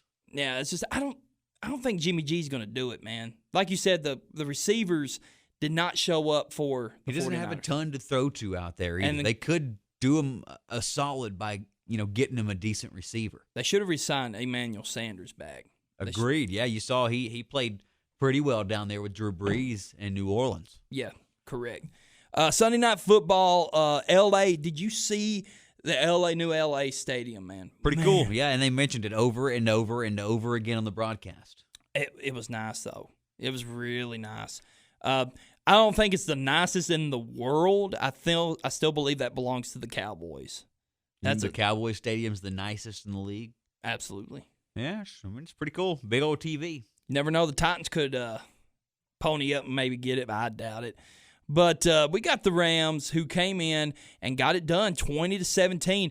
Probably the biggest storyline, the bogus flop of Jalen Ramsey getting barely touched by Gallup and it messed up the game. I disagree. I thought it was called correctly. You thought it was called correctly? He extended the arm. There was a little bit of hand fighting, but he did, at the right time, push off, make the catch. I think you have to call it. You think you have to call it? I think you have to, and I'm usually on the other side of those arguments, but I think that you had to.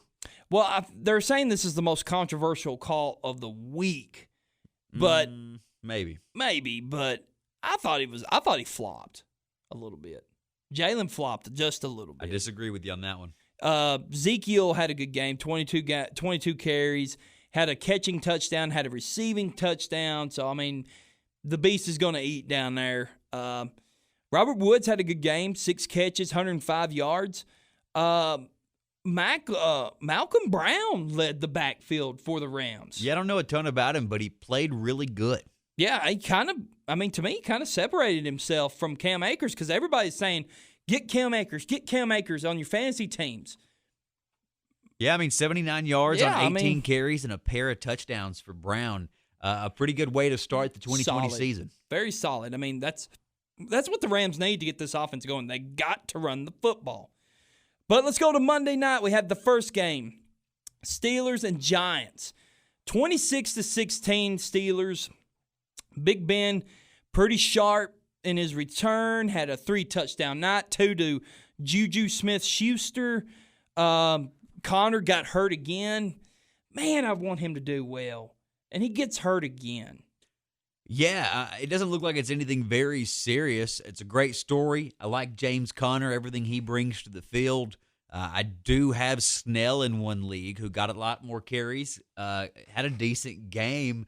And, if you can get one bright spot out of Connor being down, maybe Benny Snell emerges and shows what he's got for that team. But with Absolutely. Big Ben back, team looked good. Juju looked great. It looked so different. This team looked Defensively, not so much. Defensively, the Steel Curtain showed up in this game. Yeah, they balled out. I mean, they bend. Like, there was one drive that the Giants were driving. The Giants did a good job. Daniel Jones did a good job. But there was one where, like, Bud Dupree just extends and just makes Jones throw this hideous ball, picking the end zone. Yep. Turned around the game. Big time. So, I mean, that's another greedy team that could give some of these elite teams problems. Like, Baltimore better watch out. They better not sleep on the Steelers right now. Steelers could make their way back in. And then, of course, we talked about it a little bit earlier, the Titans getting it done, 16-14 over the Broncos. Kind of a weird game, to say the least. There was a lot of breaks that we had. There was like one or two Tannehill throws that should have been picked. I didn't think that necessarily. I didn't think he was too crazy with the way he threw the ball around. But we had a lot of breaks, starting with Von Miller not playing in this game. Philip Lindsay got hurt in the second quarter and left.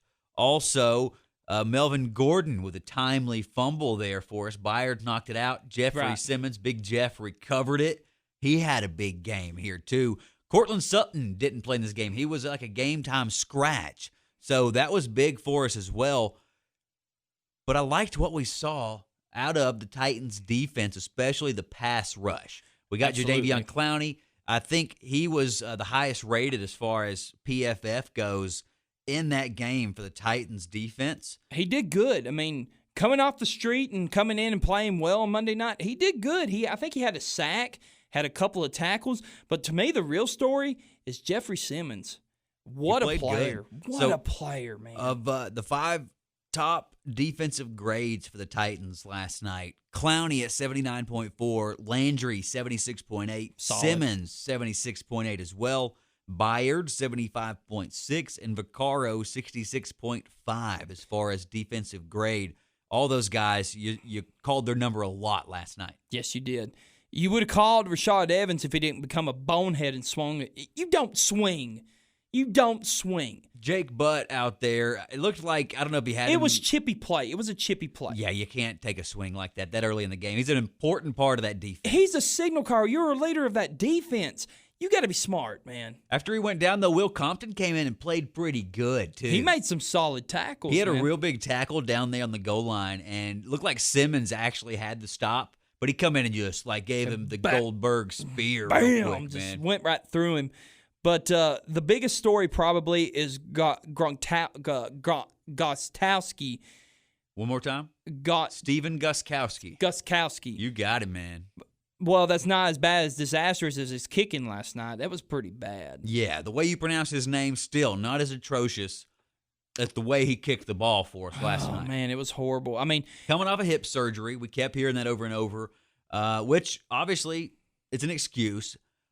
But, man, nothing crazy as far as super long kicks involved here. Misses 3 of them. Oh. Put us in a bad spot, missed an extra point, and then has a chance down the stretch for the game winner. And I'm still wondering, are they going to trot him out there?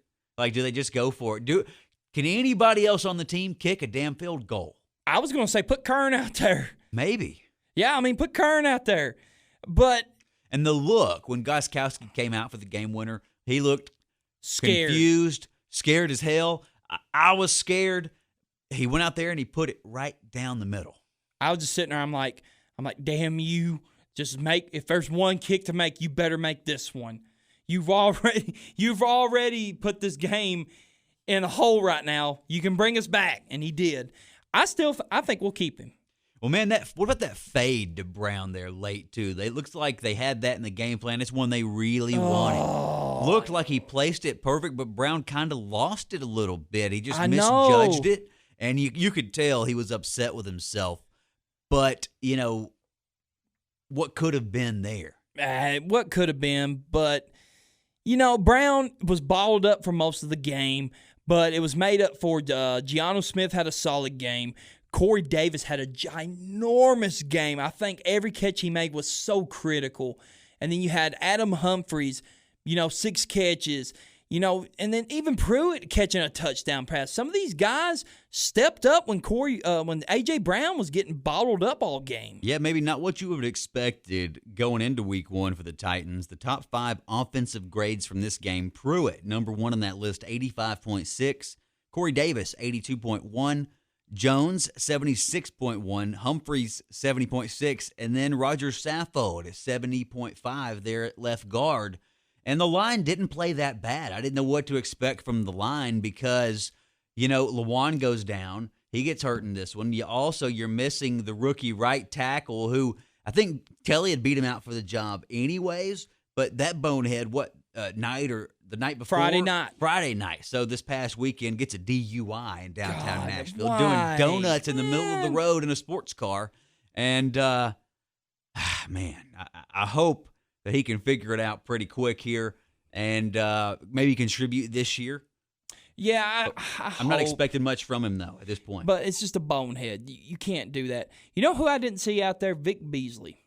Yeah, he didn't play much. So the pass rush looked really good, like we mentioned, and I think it's only going to get better. And if you add Vic Beasley, once he figures out where he's going to belong in this defense, and I trust Vrabel, honestly, but the way he's been doing to place him where he needs to be. Vrabel, man, was very confident on the sidelines. Like, when he sent Gotowski in there to get the game-winning kick, he didn't hesitate. He's like, get out there. Just win it. Just do it. They said that Will Compton, during the TV timeout before it, went over and gave him a hug. He's like, you can do it. Yeah, man. You're the real MVP, Compton. Good stuff. I like when Get that confidence up. I like when Lewan went down, not because he got injured. It's just the announcer put him to it, and it was like saying – Pro Bowl, All-Pro tackle, has a really cool podcast. I laughed. I was like saying, man, they're acknowledging busting with the boys. That's funny. But also, just one takeaway I need to have, we can't let, next week, we'll talk a little bit here in a little bit about the Jaguars game. We can't let Gardner Minshew be sharp like he was last week. Can't. Yeah, you gotta get that pass rush to him, and you gotta stick to those receivers, and hopefully we have a Dory Jackson back. I don't know the story there. All right, Ryan, let's go to the real quick. What were your top 5 takeaways of Week 1 fantasy football? Yeah, and I'll run through them here. So my top 5 takeaways from fantasy football Week 1: quarterbacks and offenses in general functioning a lot better. It seems like without the crowds. I expect with less of the distraction there with fans in the crowds and being able to hear more and being able to use that cadence to your advantage. Yeah. Big numbers going to be expected league-wide from especially some of the top quarterbacks in this league. Also, Le'Veon Bell slipped in a lot of drafts, and we know now for a reason. Right. Obviously, the guy to have there probably Frank Gore. With that being said, you don't want anything to do with the Jets' offense from a fantasy perspective. No.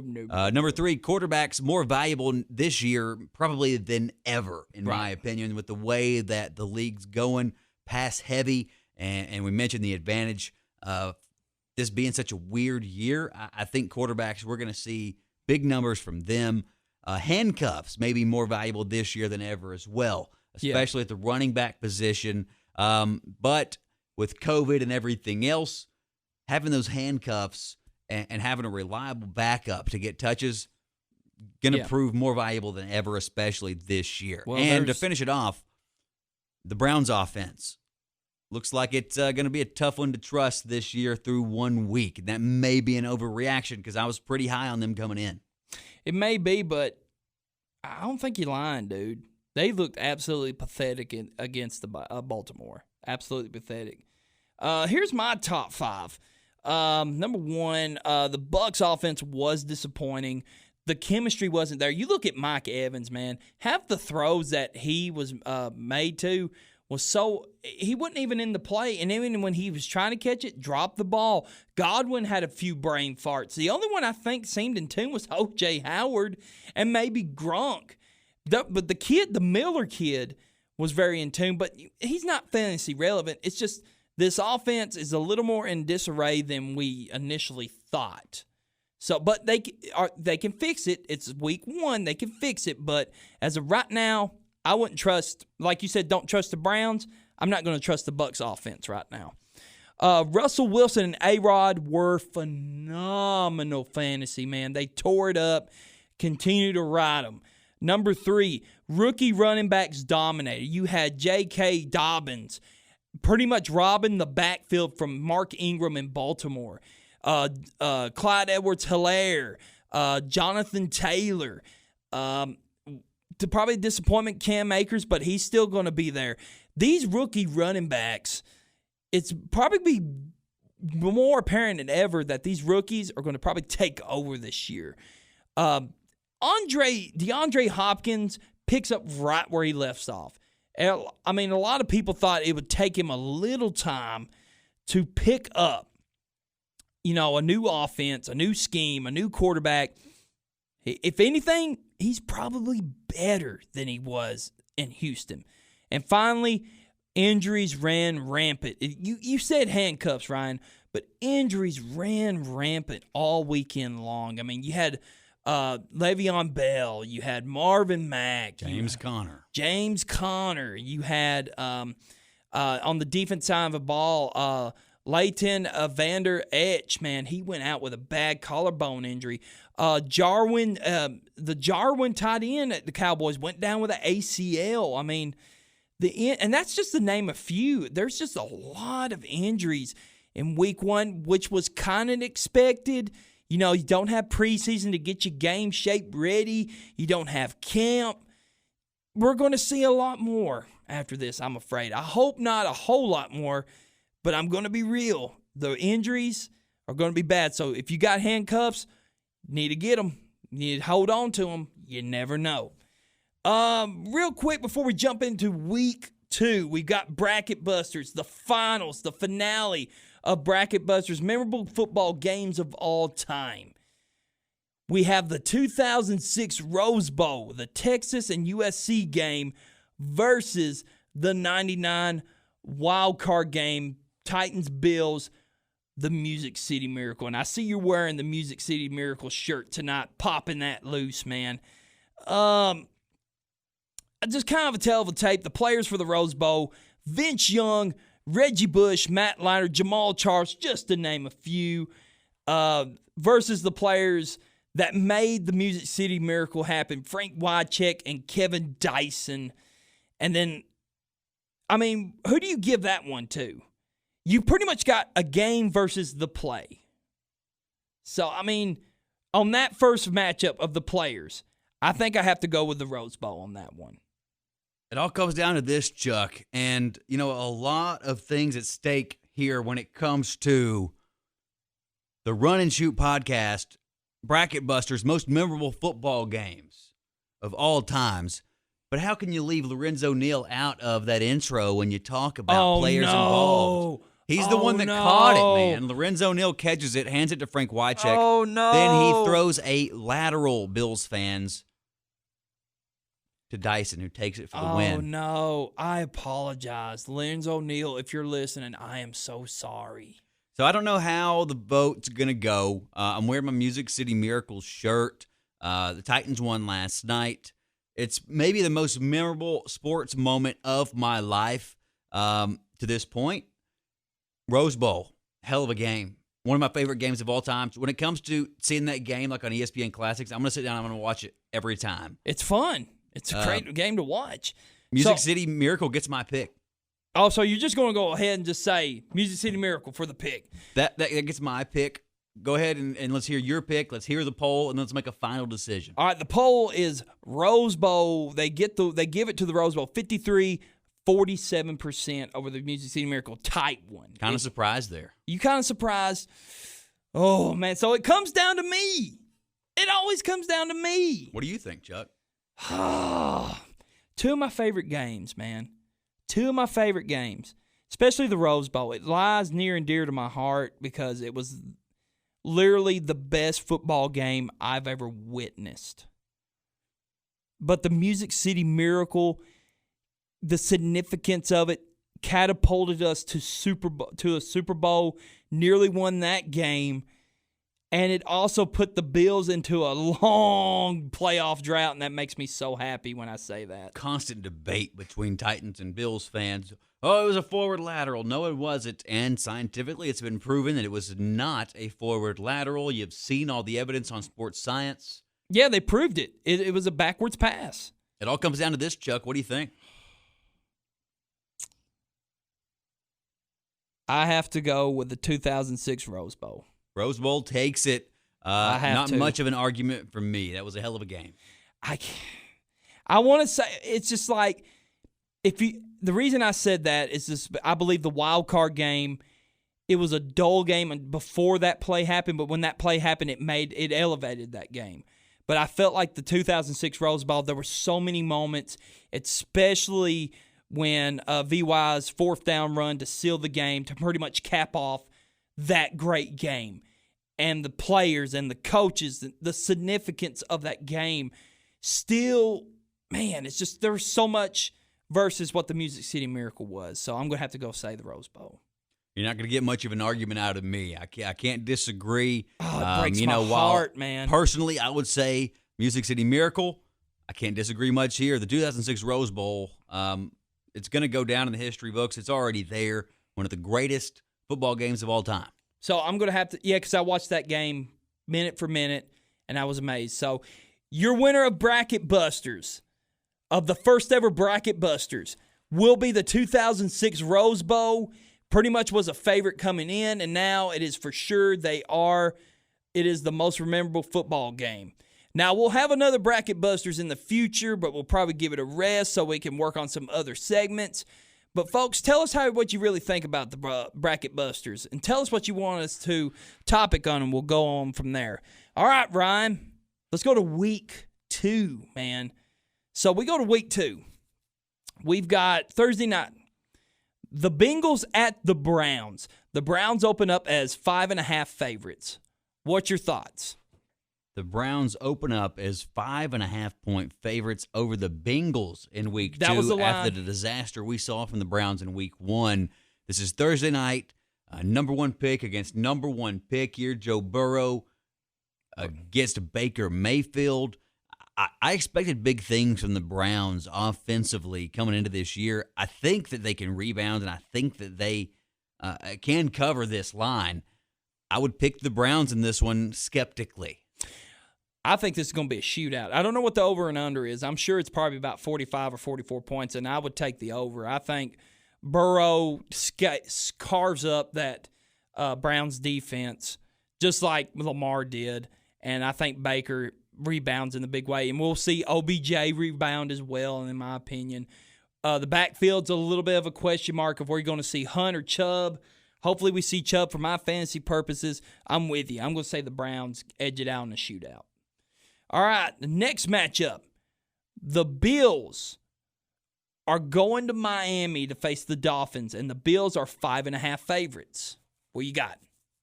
Bills 5.5-point favorites over the Dolphins in Miami. I like the Bills. The Bills look good. I mean, as far as that goes, they're always going to bring it from a defensive perspective.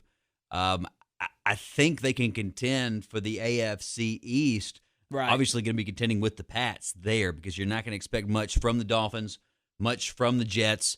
I'm not too excited to watch the Dolphins play until Tua actually gets the start. But, yeah, Bills 5.5, easily going to cover that. It depends who shows up. Is it going to be Ryan Fitzmagic or I think we're going to see Fitzpatrick for sure. Tua could make an appearance this game. He could. You think we're already going to see him week 2? I doubt it, unless we see an injury. The way this defense plays and this offensive line for the Dolphins are doing right now, who knows? But I think the Bills get it done here. Yeah, the line I'm seeing 6 now as far as that goes. But, yeah, giving the Dolphins 6. I still take it. Plus 200 on the money line. If you bet the Dolphins, not betting the Dolphins because I'm not into donating money. Buffalo Bills, I'd pick them. Yeah, I'd pick them easily. The 49ers will go to New York to face the Jets, and they open up as 6.5 favorites, unless you got to update it. I'm also seeing that at 7 now, too. Golly, they're bumping it up now. Pick the Niners. Don't even second guess it. Yeah, Niners, Jets are a disaster, absolutely. Next one, the Broncos will go to the Steel City and face the Steelers. And it's 6.5 unless you got something different. So what I'm seeing 7.5 now as far as my bookie goes. And 7.5, I would still jump on the Steelers. We saw what we can expect from Denver. I think they're dealing with a lot of injury problems. Locke didn't look bad, but he didn't look great either. And I don't think that running game is going to be able to get it done against what Pittsburgh brings to the table. And Pittsburgh's offense, the way we pass the ball on Denver, I think that the Steelers should be able to do whatever they want offensively. I would take the Steelers. I would throw them into a parlay for sure. They're going to be in one of mine, and I would take them at 7.5. Nice. All right. What's the next one? Next one, as far as the list that you've got here, we're looking at Giants at Bears. Now, I think you show it at 4. Let's see if there is an updated line on that. And there it is, 5.5 is what I'm showing right now. Good Lord, they put that up a little bit higher. I'd take that. I think the Giants can upset them. Giants, Bears, it's going to be a tough one. Trubisky looked decent enough in week 1. I told you, I think he's going to rebound and be better. And he's going to be coming in here riding hot the way that he finished that game. I take Chicago here. I don't think the Bears come out on top. I think they lose by like a field goal or something. I think so. Because it just seems like they would let down. Especially because Saquon Barkley's looking for a little redemption. He only had like 6 yards rushing. That's not going to get done. We'll see what he's got against that Bears defense. When you look, Jacksonville against Tennessee. This is at Tennessee. I saw there's actually a contest where there's not going to be, obviously fans in attendance, but a select few. If you win a contest, you can go, and I guess you're in a box suite or something. That would be pretty cool. That'd be pretty cool, yeah. But what I'm seeing here on my bookie, 9-point line for this game. Titans over the Jaguars. Money line for that, minus 420 for the Titans. I like the Titans in this game. It's maybe a homer pick, but I think we're going to see a lot more consistency in the red zone from the Titans in week 2 than what we saw in week 1. The thing is, can they slow down Gardner Minshew? That's going to be a key, man, because that's our biggest problem. We always made Jacksonville look good. Any Jacksonville quarterback that came under center, we always made them look good. But not Blake Bortles. Not Blake Bortles. I forgot about Blake Bortles because he's Jarrell Casey's bitch. So excuse me. But, yeah, we should take care of business. Jarrell Casey in that game last night, too. He played pretty well. Two pass Not to get too far off deflection. topic, but yeah, he played pretty well. But yeah, Titans, given 9 to the Jags, I would still jump on the Titans in that one. Yeah. Washington, Arizona, 6.5. 6.5. You know who's favored here? Yeah, I know. I think they'll beat that. I think they'll get over 6.5. Don't think Washington can start the season 2-0? Well, I think the Cardinals' offense is better than the Eagles' offense. They have a little more consistency as far as... You mean the Washington football team? Excuse me, the Washington football team. That's my first Chuckism of the night. So, I would go with the first, but it's maybe the first one we mentioned. We've called out. There you go. But yeah, so Cardinals favored by 6.5 over Washington. I think you can jump on that one. Texans, Ravens. That game sitting at 7. God, it's just like Watson can't catch a break. He's like he gets away from the Chiefs finally. Now he's got to go face Lamar Jackson and the Ravens. The Super Bowl champion. Now he's playing the MVP from last season with Lamar Jackson. You mentioned it. Do you think the Texans rebound and make it a game against Baltimore? Do you think they can cover the 7-point spread? I think they make it a game. I think they come out a little bit better. But as far as beating them, I don't see them beating the Ravens. I think the Ravens get it done. I agree with you. I think they cover as well. Next game on the list, Chuck. The Chiefs and the Chargers, 9-point spread. You can imagine the Chiefs favored in this game. Who you picking? It's the Chiefs by far. I think the Chargers can come out and fight them, but if that defense keeps pinning their ears back like they've been doing, it won't be no contest. I'd be real surprised if the Chargers could cover here. So I would pick the Chiefs. I don't think that's a big surprise for anybody. That's why the line is the way that it is. Next game, Patriots, Seahawks. This is going to be an interesting one right here. 4-point spread, Seahawks favored. I think I'm pounding the Seahawks there at -4. What do you think, Chuck? This is going to be tough. I would say take the Seahawks, especially the way they're rolling, but they're facing Belichick. They're facing Belichick. I mean, yes, they're going to be without Tom Brady, but I think Cam is more than capable to run this offense the way it should. Oh, man. I think it'll be close. I don't think the spread will be met. I think it'll be a 1 or 2 point win either way. I'm going to say the Seahawks as of right now to get the win. All right, Saints Raiders. And Saints obviously favored here by 6. I think they can easily cover. They could easily cover, but watch out, man. The Raiders, if they could control the ground game, they can make some noise in this game. Josh Jacobs had a great week. That's what I'm saying. Yeah, they've got a horse back there that can control that game. Do you think they had the firepower to hang around, and do you think they had the defense to contain the New Orleans Saints enough to be able to pull off the victory? I don't think they have the defense enough to contain. Yes, they've got some key pieces there to maybe make it interesting, but let's be real. I mean, when you got Alvin Kamara, Michael Thomas is going to be key. He got hurt in the game against the Bucs. He did. So it'd be interesting to see where he goes, but I think that offense is still capable with Jared Cook, Emmanuel Sanders, and Alvin Kamara. Even Latavius Murray can come in and make some runs. So, I mean, as long as Drew Brees is under center, they'll be fine. Yeah, look, unless you like donating money, if you're gambling on that game, pick the Saints. Right. Also, we forgot a couple of the Buccaneers and the Panthers. Buccaneers, Panthers. All right. Trap game. Trap game, you think? I think a trap game. The Buccaneers came off a pretty bad performance, thinking that they're going to come in and take on the lowly Panthers. I think the Panthers upset them. I think they beat them. They've got a good offensive piece. They got it figured out. But, I mean, I could be wrong, but I just feel like the Panthers played a little more in sync and in tune. They look good versus the Buccaneers, who were more on a disarray. It's a 9-point spread.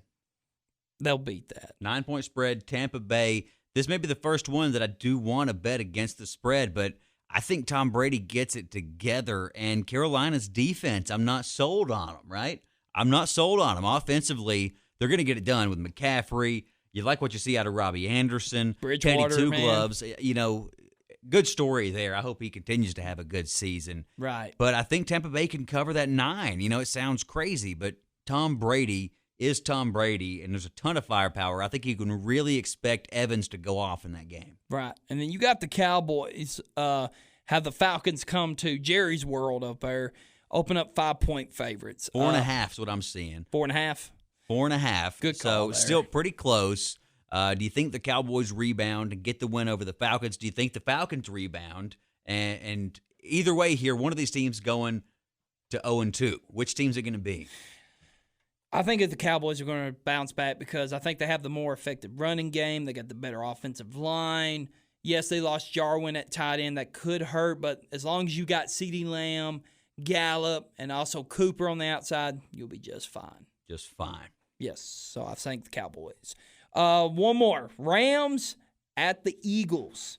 Rams riding high, the Eagles riding low right now. So I'm going to say the Eagles get it done. I think they'll bounce back and get the win. Rams-Eagles, 1-point spread. Yeah, it's Rams favored by 1 point after the Eagles' catastrophic week 1. I don't like the Eagles' offense necessarily from just, looking at it on paper. Don't like what I saw in week 1. Can they rebound? Absolutely. Carson Wentz can come out there, but he's going to have to absolutely play a good game because the Rams didn't look that bad in week 1. I'm not totally sold on either one of these teams. I don't necessarily think I would want to throw this in a parlay, but if I was, I'd take the Rams at -1. all right. So it's a good point. That could go either way. So that's it for our week 2 picks and predictions. Ryan, let's go ahead and close this out, man. Do you have any closing thoughts for the night, brother?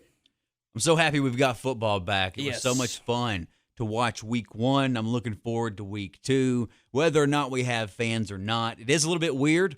I don't like the pumped-in crowd noise more than anybody else does. Would we miss it if we didn't have it? Maybe. But I'm excited to have football. I'm excited once the SEC starts playing as far as college football, NBA playoffs. I'm going to have a close eye on that. Still watching as far as right now as we speak. But, man, look, as we've said multiple times, we got sports back. It's off to a glorious start. I hope we can keep Corona at bay and keep these things moving forward. Fantasy football looking good so far. Chuck, I'm excited to still be talking sports, man. What you got? All right, I got something for the overreacting Titans fans. Now, I'm just as guilty as the other man. I get a little over-exaggerant sometimes. Ryan, well, you think? You've seen me get over-exaggerant sometimes. I was waiting on you to text me when Henry hadn't busted a big run already in like the first half to be like, trade his ass. Trade him for whatever we can get. Now, I will admit that I was nervous last night, especially Gutowski missing kick after kick. I think I tweeted something, had like a chick on there saying, what do you desire? And I put up there, a Titans getting a kicker. And, man, but I'm just sitting there, I'm like, you know what? It's week 1. If we miss it, we miss it. If we make it, hey, we're 1-0, but it's early. No, if you miss 4 field goals and you miss the one for the win, it's a total disaster. It is a total disaster, but it's 0-1. But there was already fans saying, the offense is trash. You know, Tannehill throwing these ducks out there. And I'm like, he's not throwing an interception. He's been crisp all night. What do you expect? It's week 1. Everybody calm down. So Titans fans, just buckle up. We got 15 more games to go. We're in for the long haul. This team is built to win. This team grinded out a win. It wasn't pretty. We wasn't flashy and pretty like the Ravens and the Chiefs, but the Ravens were pretty last year, and look what we did. We made them look ugly in the playoffs. So everybody, cool your tits. We'll be all right. So, folks, like Ryan said, football's back. We're picking up a head of steam. We're rolling. College football is about to be back in full swing. Big Ten's about to come back. So, folks, there's a lot to look ahead for. And Chuck's tits are calm. They're cool. We're ready to roll on into this 2020 season. All right. Now, folks, if you want to follow us on Twitter, we have our Twitter handle at Run and Shoot Pod 1 on Twitter. Follow us on there. We also have a Facebook page.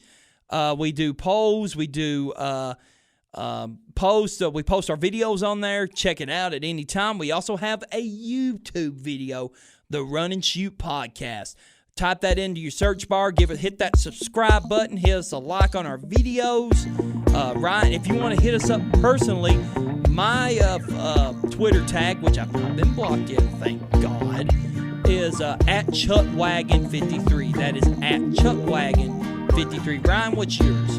At RC Smith 23. Again, thanks for the views. Go ahead and hit the like button, the subscribe button on YouTube. Call us out. Let us know what you think in the comments, good or bad. Say nice things or bad things or whatever. Just say something, and we appreciate the listens. It's been a lot of fun sitting here talking with each other. Absolutely, man. It's always been a pleasure. I am Chuck. I'm Ryan. Till next week, y'all. Stay tuned.